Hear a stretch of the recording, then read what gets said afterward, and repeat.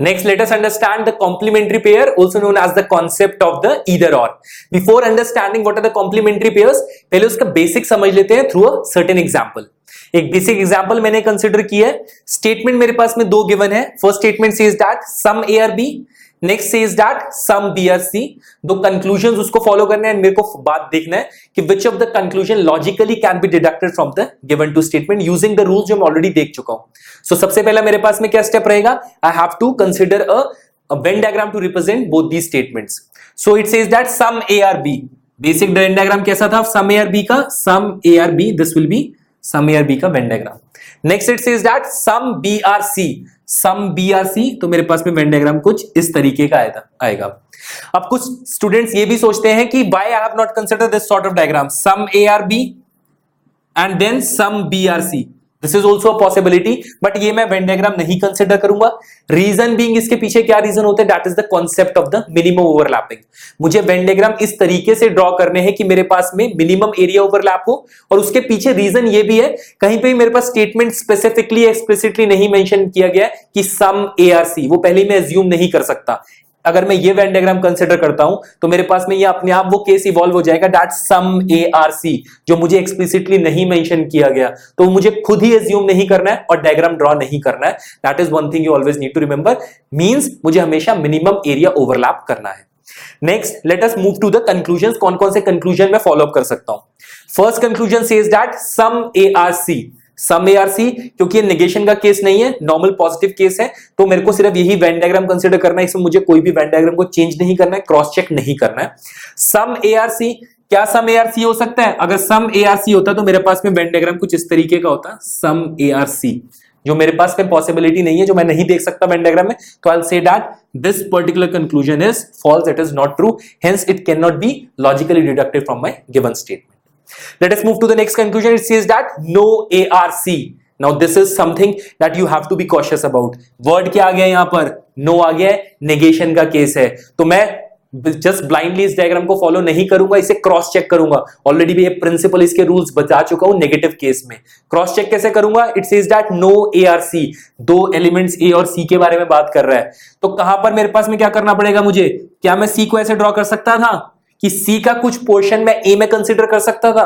मैं कर सकता था.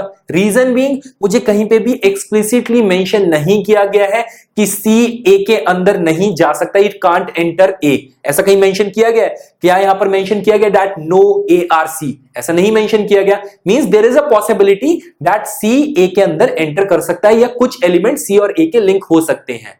तो ये मैं कंसीडर कर सकता हूं. अगर वो चीज पॉसिबल है तो ये क्या स्टेटमेंट मेरे पास में, ये कंक्लूजन मेरे पास में ट्रू होगा? नहीं, ये कंक्लूजन मेरे पास में ट्रू नहीं होगा. ये ऑलरेडी हम देख चुके हैं. नेगेशन वाले केस में मुझे कॉशियस रखना पड़ता था, मुझे उसको क्रॉस चेक करके उसके डायग्राम को दोबारा रीड्रॉ करके देखना पड़ता था. वो मैंने करके देखा तो सी वाला ए के अंदर जा सकता है, कोई भी रिस्ट्रिक्शन नहीं है. स्टेटमेंट में कहीं पे भी मेरे पास में ए और सी के बारे में कोई रिस्ट्रिक्शन नहीं है. तो मैंने क्या किया, इसको एक्सटेंड करके देखा, सी ए में एंटर कर सकता है, कर सकता है. तो ये वाला जो मेरे पास में कंक्लूजन है, this will be not holding true, hence this will be false. अब मूव करते हैं ऑप्शंस की तरफ पे. मुझे पता लग चुके conclusion neither conclusion 1 nor conclusion 2 is true. Now let us move to the options. First option कहता है ओनली 1 is true. खाली 1 ट्रू होना चाहिए. ये मेरे पास में रॉन्ग है. 1 तो फॉल्स है मेरे पास में. Next only 2 is true. This is also wrong. Option she says that both 1 and 2 is true. This is also cross. Next option says that neither 1 nor 2 is true. तो मुझको फर्स्ट इंस्टेंस में क्या लगता है, हाँ दिस इज द ऑप्शन जो मुझे tick mark करना चाहिए, ये करेक्ट ऑप्शन होना चाहिए. रीजन बीइंग, मैं ऑलरेडी देख चुका हूं, ना ही 1 ट्रू था ना ही 2 ट्रू था. तो डी ऑप्शन भी वही मेरे पास में कह रहे हैं, नाइदर 1 nor 2 is true. तो मैं क्या करूंगा, most of the students in fact will be committing this mistake. यहां पर वो क्या करेंगे, इस ऑप्शन को टिक कर देंगे विदाउट रियलाइजिंग द फैक्ट कि एक और ऑप्शन है which forms the entire basis. यही फाउंडेशन है कॉम्प्लीमेंट्री पेयर्स की, ईदर और का केस. तो यहां पर क्या होगा, Don't get misleaded by this particular option. Correct option जो होगा that is either 1 or is true. और उसका रीजन क्या है, वो सारा कॉम्प्लीमेंट्री पेयर्स का रीजन है. Let us understand now what is the complementary pairs. ये कॉम्प्लीमेंट्री पेयर्स होते कहां है, कहां से ये इवोल्यूट होते हैं, कहां से इनका इवोल्यूशन आता है, and what are the complementary pairs. कौन कौन से पेयर्स को मुझे कंसीडर करना है, क्या स्पेसिफिक कंडीशंस वहां पे आने वाली, यह सब चीजों को मुझे कंसीडर करना है. तो basically there are 3 complementary pairs. 3 complementary pairs आते हैं. कौन कौन से होते हैं वो कॉम्प्लीमेंट्री पेयर्स?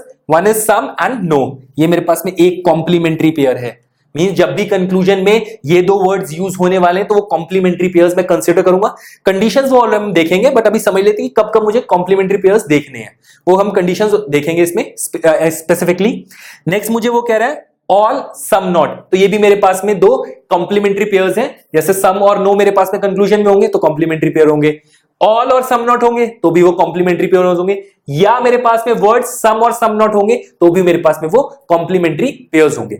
अब देख लेते हैं हमें कॉम्प्लीमेंट्री पेयर्स का कॉन्सेप्ट कब कंसीडर करना है, कब हमें ईदर और वाले केस को टिक मार्क करना है। Let us understand. So first condition, जैसे अगर मैं इस पर्टिकुलर इंस्टेंस कंसीडर करता हूं, इस पर्टिकुलर एग्जांपल में यहां पर मैंने देखा सम ARC, दैट वाज फॉल्स, ये ट्रू नहीं था। नो ARC, ये भी मेरे पास में फॉल्स था, means independently both the statements were false. तो पहली चीज मेरे पास में है इंडिपेंडेंटली, फर्स्ट कंडीशन जो मुझे ध्यान में रखनी है, independently both conclusions are false, both conclusions are false. वहां पर आपको क्या करना है, आपको वहां पर मिसलीड नहीं होना है एकदम अपने इस पर्टिकुलर ऑप्शन से, that neither one nor is true. वहां पर आपको थोड़ा सा रुकना है और देखना है कि मेरे पास में क्या एक ऐसा ऑप्शन है जहां पर ईदर और वाले आ रहे हैं। फर्दर उसमें और भी मेरे पास में कुछ कंडीशंस होंगी, वो भी देख लेते हैं।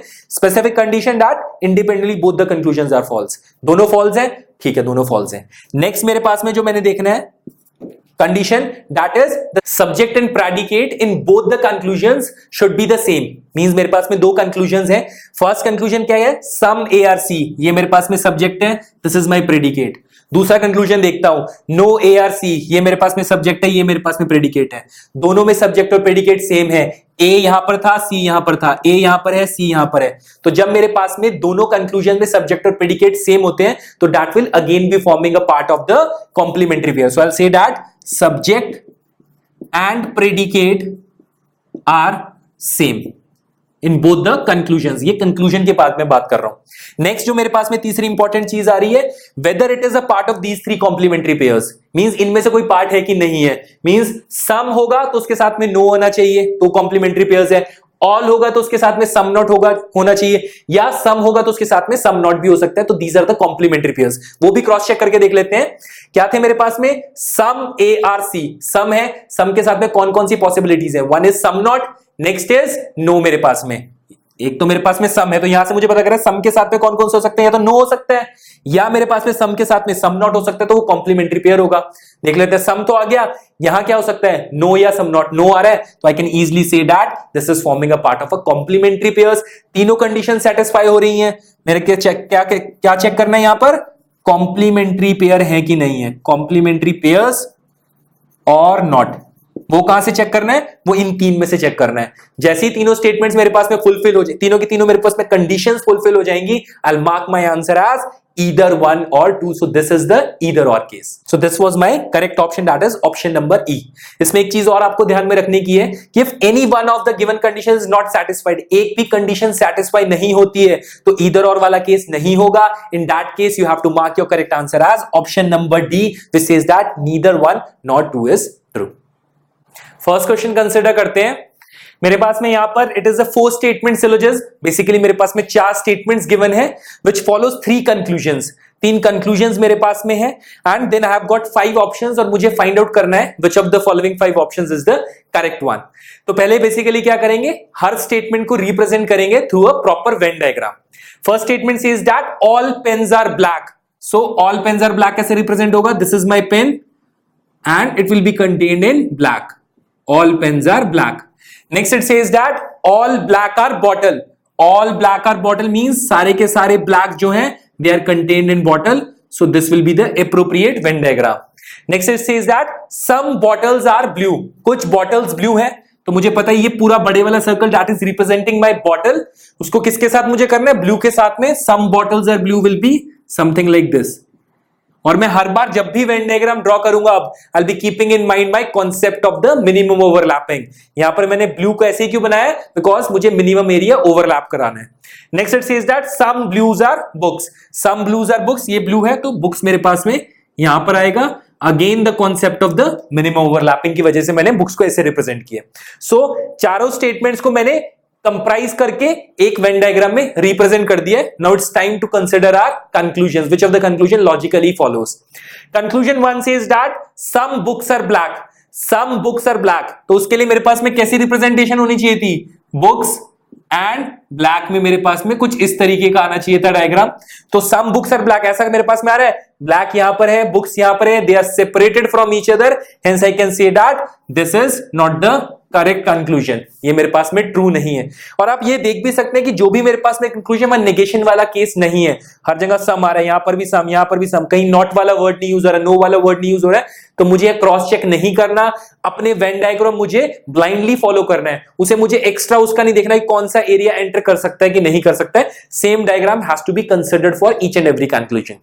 Next conclusion it says that some bottles are pen, some bottles are pen, कुछ बॉटल्स पेन में, क्योंकि मुझे पता है सारे के सारे पेन्स बॉटल का एरिया है, तो obviously some part of the bottles is already contained in pens, hence I can always say that some bottles are pen. तो ये कंक्लूजन मेरा ट्रू होगा, this is the conclusion which logically follows. Next conclusion देखते हैं, it says that some blue are bottles, some blue are bottles, ये वाला area क्या represent करेगा, some blues are bottle, hence I can say that this particular conclusion is also true. तो on an overall basis में कह सकता हूं सिर्फ कंक्लूजन 1 लॉजिकली फॉलो नहीं कर रहा था, conclusion 2 and 3 logically follows from my given statement. Options की मैं अगर बात करता हूं, option number E specifies that only 2 and 3 are true, hence my option number E will be the correct and the final option. Let us move on to next question. मेरे पास में statements given है, it is a 3 statement syllogism. First statement says that no glass is a mirror, तो सबसे पहले मैं represent करूंगा the Venn diagram, it says that no glass, this is my glass and this will be my mirror with a cross sign, because कोई भी उनके elements link नहीं है आपस में, कॉमन कोई भी चीज नहीं है, no glass is a mirror. Next it says that some mirror are white, some mirror are white, वो किस तरह रिप्रेजेंट होगा, this will be some mirror are white. And finally it says that all white are paper, सारे के सारे white they are contained in paper, तो कैसे represent होगा, all white is paper will be like this, all white is paper. Now let us consider our conclusions. First conclusion क्या कह रहे हैं, no paper is a glass, no paper is a glass, यहां पर क्या word use हो रहा है, no, so I have to consider it as a negative case, और मैं यहां क्या करूंगा, अपने वेन डायग्राम को मैं इसमें मॉडिफाई करूंगा, उसमें मैं क्रॉस चेक करूंगा अपने वेन डायग्राम को हमेशा।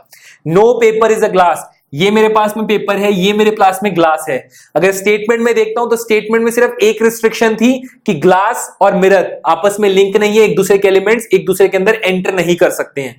क्या मेरे पास में कोई रिस्ट्रिक्शन ग्लास और पेपर के बीच में है, देयर इज नो रिस्ट्रिक्शन, तो मैं इस तरह का डायग्राम कंसिडर कर सकता था कि जिसमें ग्लास पेपर में एंटर कर रहा हूं, still it is validating the statement कि no glass is a paper, कोई भी ग्लास अभी भी पेपर, कोई भी ग्लास मिरर के अंदर एंटर नहीं कर रहा है। No glass is a mirror is the statement which is still valid, अभी भी कोई ग्लास मिरर में एंटर नहीं कर रहा है, बट मेरे पास में कोई भी स्पेसिफिकली एक्सप्लिसिटली स्टेटमेंट मेंशन नहीं कर रखी थी कि that no glass is a paper, hence मैं ऐसा डायग्राम भी कंसिडर कर सकता था जिसमें ग्लास और पेपर आपस में लिंक हो रहे हो, this is a possibility, hence no paper is a glass is not a valid conclusion, ये मैं कंक्लूजन नहीं निकाल सकता हूं, this is a conclusion which does not logically follow from my given statement.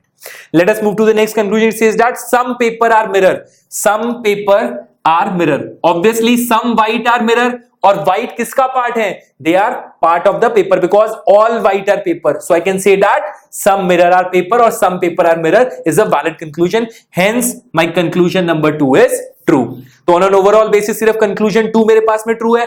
Options की बात करता हूं, so your correct option will be option number B which says that only 2 is the true statement।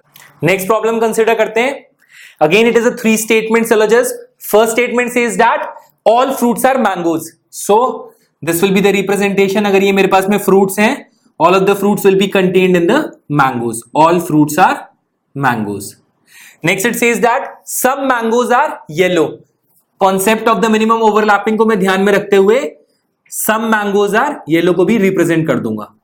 Next it says that no yellow is an apple, no yellow is apple, तो यहां पर मेरे पास में एप्पल होगा and it will be separated with the cross sign from yellow, because yellow और apple का कोई भी मेरे पास में एलिमेंट इंटरसेक्ट नहीं करना चाहिए।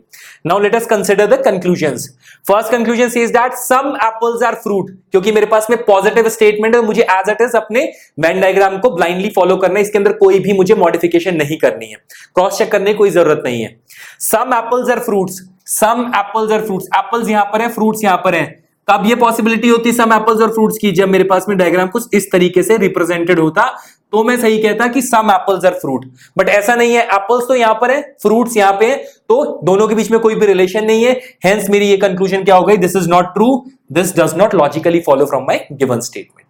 नेक्स्ट कंक्लूजन को देखते हैं, it says that some yellow are fruit, some yellow are fruit, yellow यहां पर है, फ्रूट यहां पर है, अगर येलो और फ्रूट में ऐसा कुछ डायग्राम होता, ये फ्रूट होता and this is my yellow, तो मैं कहता हाँ ये मेरा कंक्लूजन लॉजिकली फॉलो कर रहा है, this is true one. Because ऐसा मुझे डायग्राम मिल ही नहीं पा रहा है, तो I will say that this also is not the right conclusion, this is false.